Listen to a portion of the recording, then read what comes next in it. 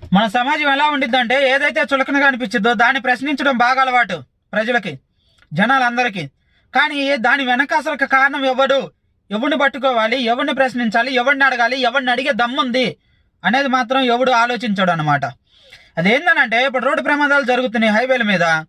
మరి రోడ్డు ప్రమాదాలు జరుగుతుంటే ఎవడన్నా డ్రైవరు ఏదైనా యాక్సిడెంట్ అయింది అనుకోండి, డ్రైవర్ని అంటారు కదా. మరి దాని వెనకున్న వాళ్ళని ఎందుకు అనరు, ఎందుకు ప్రశ్నించరు? రోడ్డు ప్రమాదాలు హైవేల మీద జరుగుతున్నప్పుడు టయానికి అంబులెన్స్లు అందుబాటులో ఉండవు, దాన్ని ఎవడు అడగడు. భయంకరమైన గుంతలు ఉంటాయి. ఆ రోడ్డు హైవే లైన్ల మీద టోల్ ఛార్జెస్ వసూలు చేస్తారు, కానీ వాళ్ళు రోడ్లు లేరు, దాని గురించి ఎవడు అడగడు. అసలు పెట్రోలింగ్ పోలీసులు ఉంటారు, వాళ్ళు హైవే మొత్తం మీద కాపలా గత్తా ఉండాలి, అటు ఇటు తిరుగుతూ ఉండాలి. అలాంటి వాళ్ళు పడుకొని నిద్రపోతారు, అలాంటి వాళ్ళని ఎవరు అడగరు. కానీ ఎవడన్నా అక్కడ తేలిగ్గా ఉంటే మాత్రం వాడిని పట్టుకొని 100 రకాలుగా ప్రశ్నిస్తారు, 100 రకాలుగా తిడతారు. అడగాల్సిన వాటిని అడగరు, చులకన కనబడితే మాత్రం ప్రశ్నిస్తారు.